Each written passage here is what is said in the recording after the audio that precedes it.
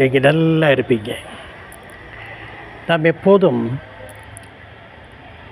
நாம் பெரியவருடைய பேச்சுக்கு ஒரு மரியாதை கொடுக்கிறவர்களாக இருக்க வேண்டும். அவர்கள் எவ்வளோ வயதாக இருக்குது அதுக்கு தகுந்த மாதிரி அவருடைய எண்ணங்கள், அவருடைய அனுபவங்கள் மற்றவர்களுக்கு சொல்லிக் கொடுக்கும்போது அது நமக்கு ஒரு பாடமாக அமையும். இப்படித்தான் ஒருவன் ஒரு வண்டியில் பஞ்சு மூட்டை ஏற்றிக்கொண்டு ஒரு வேறு ஊருக்கு அதை விற்பனை பண்ணலாம் என்று போய் கொண்டிருந்தேன்.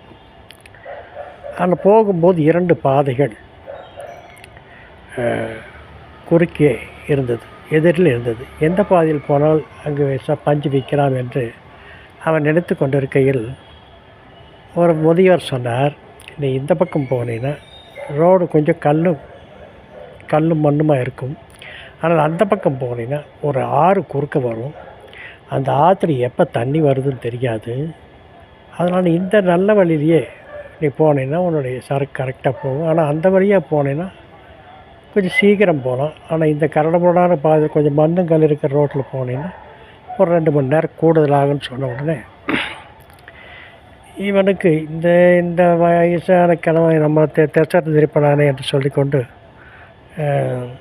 இதுலேயே போகலாம் என்று முடிவு பண்ணிட்டோம். அந்த ஆறு இருக்கிற ரோட்டில் அதை கடந்து போகும்போது திடீரென்று எங்கிருந்தோ தண்ணி வெள்ளம் புகுந்ததினால் அந்த ஆறு நிரம்பி வழிந்து வண்டிக்கு மேல் அது நிறையா ஆகிவிட்டது. பஞ்சு மூட்டையெல்லாம் நனைந்து விட்டது.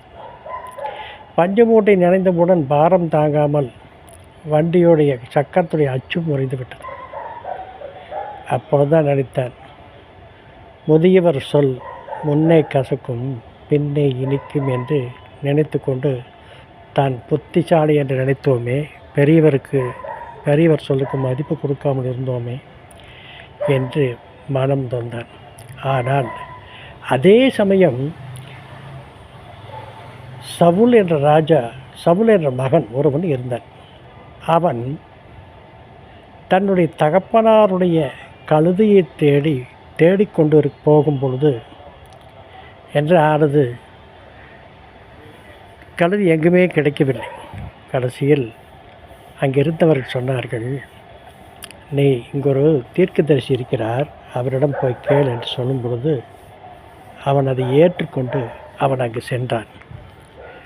அவன் சென்றவுடன் அந்த சாமுவேல் என்ற தீர்க்கதரிசி அவனை ஒரு ராஜாவாக்கினார். இஸ்ரவேலின் முதல் ராஜாவாக்கினார். கேட்ட சொல்லுக்கு மரியாதை கொடுக்க வேண்டும் என்று இதன் மூலம் தெரிவித்துக் கொண்டு லைக் பண்ணுங்கள், ஷேர் பண்ணுங்கள், சப்ஸ்கிரைப் பண்ணுங்கள். நீங்கள் நல்லா இருப்பீங்க.